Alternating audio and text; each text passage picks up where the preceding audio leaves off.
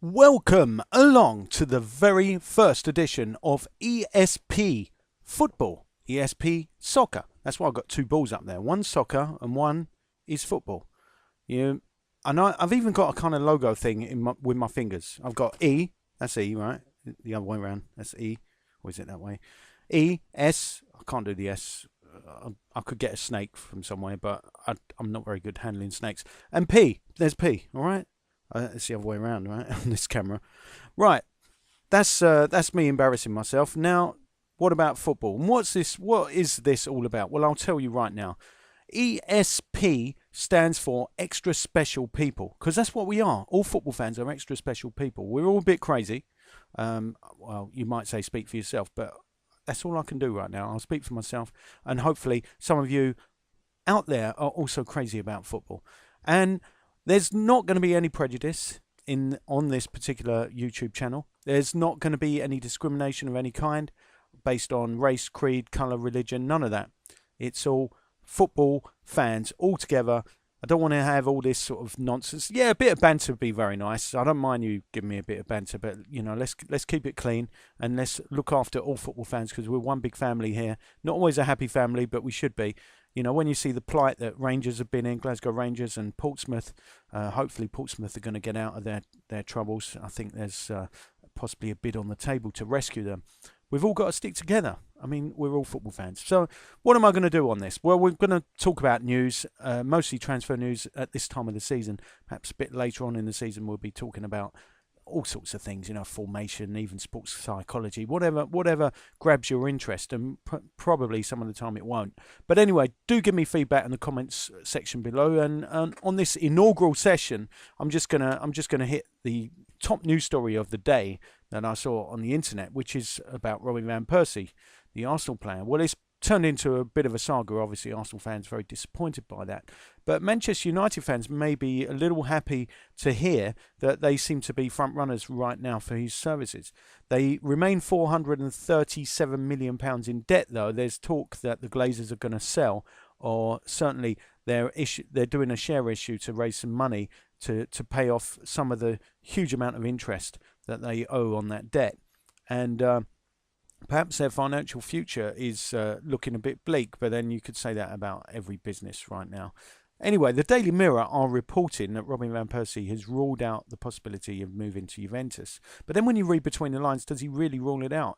It seems that a lot of this story has come from Carl Thomas, apparently the assistant to Kees Vos, who is the agent of Robin van Persie, anyway, Carl Thomas has been quoted as saying the following: "Not the best news coming from Italy regarding the Juventus manager. It's hardly the advert to come and join us." Well, what he's actually referring to is the coach Antonio Conte is facing a lengthy ban for being involved in some match-fixing allegations or match-fixing scandal, because, well, I don't know the ins and outs of that particular scandal. I'll pay more attention in future and let you know more as soon as I hear it. But with Antonio Conte facing a lengthy ban, obviously it isn't the greatest advert for a player who wants to join the club to go ahead and do that when he knows the manager's not going to be around as much as he otherwise would be, and perhaps Juve could be deducted points. Who knows? That kind of thing's happened a lot in the past in Italy.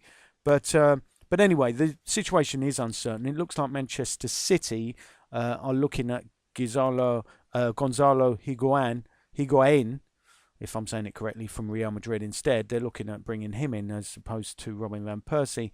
Robin van Persie fancies a United move, apparently. It was either United or Juventus. Now it appears to be United. And of course, the other thing about this is that I don't think United are too happy that Arsenal seem to be quoting a different price to English clubs and a lower price to Juventus. They want about £20 million for Van Persie, and so far it doesn't look like they're going to get it because of course he's got very little resale value with his injuries and his age. He's about to turn 29 years of age, so what kind of resale value is there on that?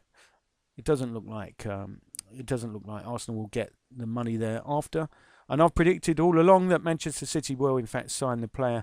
Perhaps they'll offer Kolo Touré in part exchange, plus one other, Edin Dzeko, for instance. That's the kind of deal I'm expecting to see happen, because United are not going to pay silly money.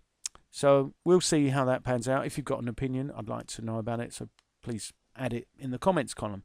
Meanwhile, in the Europa League, Liverpool have managed to win for the first time under the new manager, Brendan Rodgers. And Stuart Downing even scored a goal. So Brendan Rodgers off to a great start. A win away from home in Belarus against Gomo.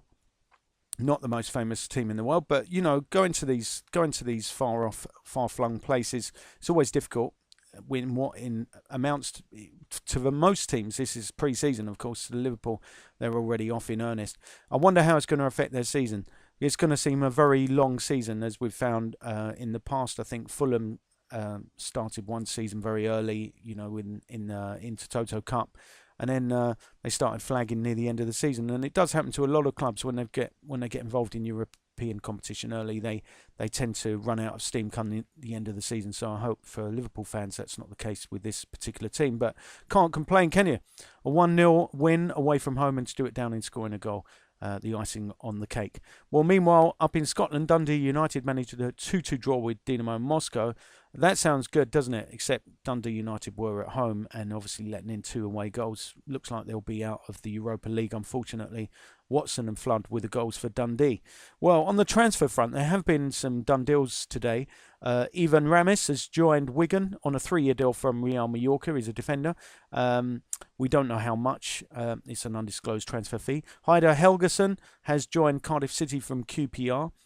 So he's dropping down a league or division. And who else? Another confirmed deal. Vladimir Weiss has joined Pescara in Italy from Manchester City. No details on that just yet. The other deals that are possibly in the pipeline. Should I get out my transfer pipeline? Well, here you are. It's a... I'll let you work out what that is. That's my quiz question today. What is that? What is this prop that I'm using as my transfer pipeline? Well, in the pipeline, the following deals. Joseph Yobo could be on the way to Fenerbahce from Everton. Negotiations ongoing there, so we expect that one to happen. Mathieu Debuchy, the France international fullback, he could be on the way to Newcastle, but not right away because Lille have rejected the latest offer.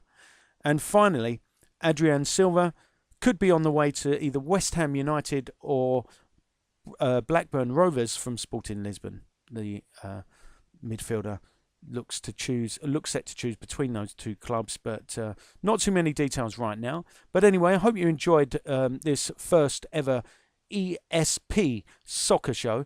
I really hope you did, and if not, it's too bad, isn't it? Until the next time, take care.